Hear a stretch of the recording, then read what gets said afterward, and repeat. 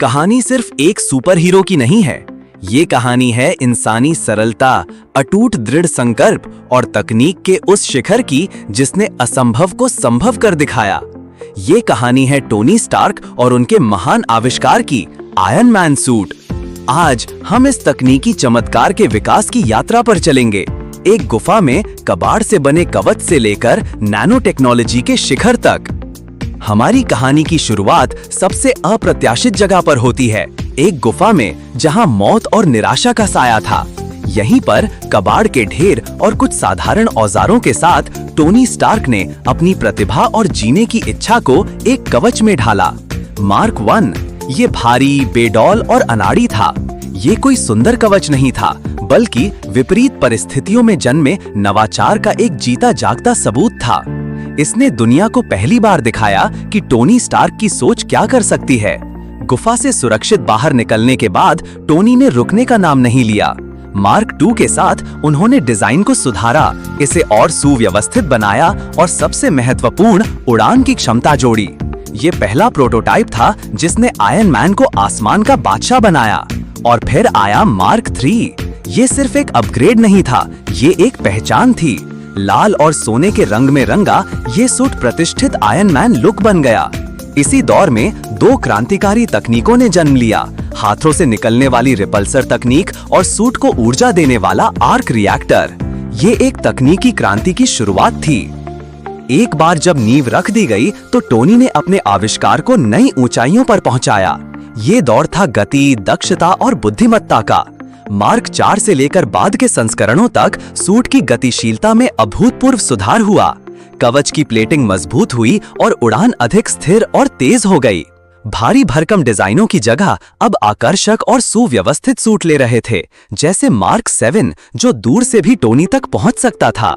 लेकिन सबसे बड़ा बदलाव था कृत्रिम बुद्धिमत्ता का उदय। जार्विस ये सिर्फ एक कंप्यूटर प्रोग्राम नहीं था, बल्कि सूट का दिमाग और टोनी का साथी था। जार्विस ने सूट को नियंत्रित करने, दुश्मनों का विश्लेषण करने और युद्ध के मैदान में रणनीति बनाने में मदद की। इसने भविष्य के उन्नत एआई एकीकरण के लिए मंच तैयार किया।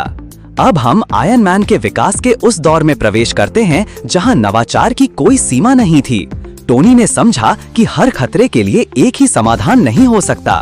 इसका सबसे बड़ा उदाहरण था हल्क बस्टर सूट। ये एक विशेष कवच था जिसे सिर्फ एक काम के लिए बनाया गया था, एक अनियंत्रित हल्क को रोकना।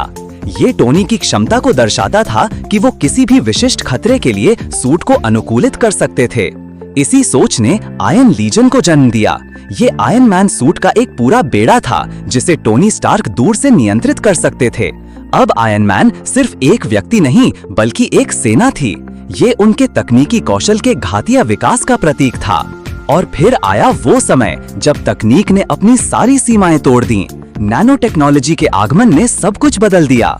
मार्क 48 और उसके बाद के सूट किसी पहने जाने वाले कवच की तरह नहीं थे, वे टोनी के शरीर का ही एक विस्तार था। नैनो कणों से बना ये सूट सेकंडों में बन सकता था, किसी भी आकार में ढल सकता था और तुरंत हथियार बना सकता था। उन्नत एआई, नैनो टेक्नोलॉजी और अत्याधुनिक हथियारों का ये एक सहज मिश्रण था। इन सूटों ने टोनी को असाधारण गति, अद्वितीय शक्ति और अविश्वसनीय चपलता प्रदान की।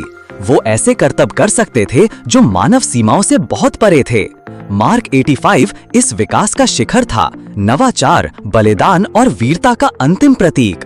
लेकिन आयरन मैन की कहानी सिर्फ उसके सूट तक सीमित नहीं है, इसकी विरासत बहुत गहरी है। आयरन मैन ने पॉप संस्कृति पर एक अमिट छाप छोड़ी है, लेकिन इसका असली प्रभाव प्रौद्योगिकी और विज्ञान की दुनिया में महसूस किया जाता है। टोनी स्टार्क की सरलता और कुछ भी संभव है वाली सोच ने दुनिया भर के इंजीनियरों, वैज्ञानिकों और अन्वेषकों की एक पूरी पीढ़ी को प्रेरित किया है। आयरन मैन का भविष्य क्या है?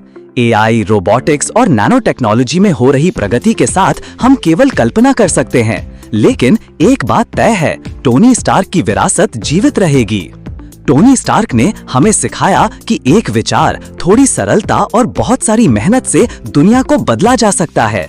उनकी कहानी हमें इंजीनियरिंग, प्रौद्योगिकी और विज्ञान की रोमांचक दुनिया का पता लगाने के लिए प्रोत्साहित करती है। कौन जानता है, शायद अगला टोनी स्टार्क आप में से ही कोई हो।